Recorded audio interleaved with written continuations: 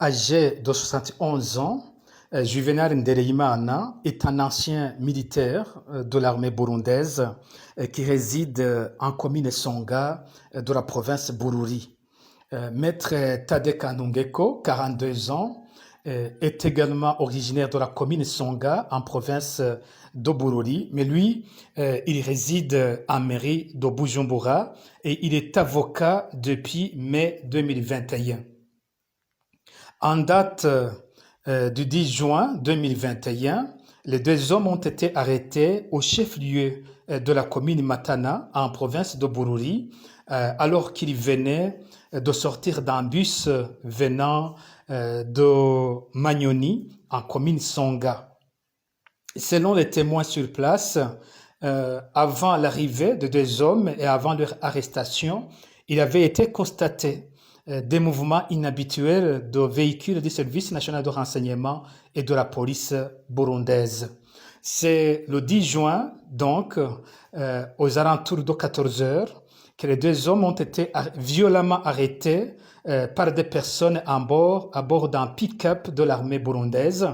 Les deux hommes ont été jetés comme des bagages à l'arrière de ce pick-up. Ils ont été tabassés gravement, selon les témoins, et des informations ont été fournies aux témoins qui étaient principalement des chauffeurs de taxi-moto. Il leur a été dit qu'il y avait des armes dans les sacs de ces deux hommes, mais les armes n'ont pas été montrées aux témoins sur place.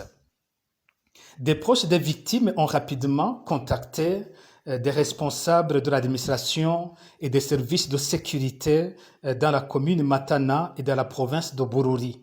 Les différentes autorités ont confirmé qu'elles avaient entendu l'arrestation des deux hommes à Matana, qu'elles n'avaient pas été informées du mobile et de l'identité des personnes arrêtées, mais certaines autorités ont rapidement confirmé que les deux hommes avaient été arrêtés par des éléments du renseignement militaire communément appelé G2.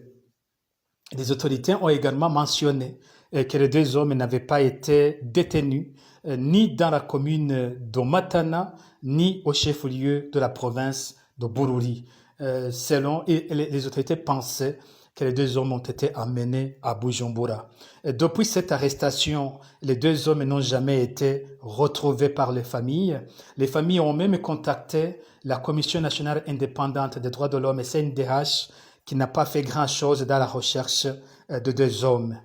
Cela fait déjà 5 mois que les familles sont désespérées et que les deux hommes sont introuvables dans les différents cachots du Burundi.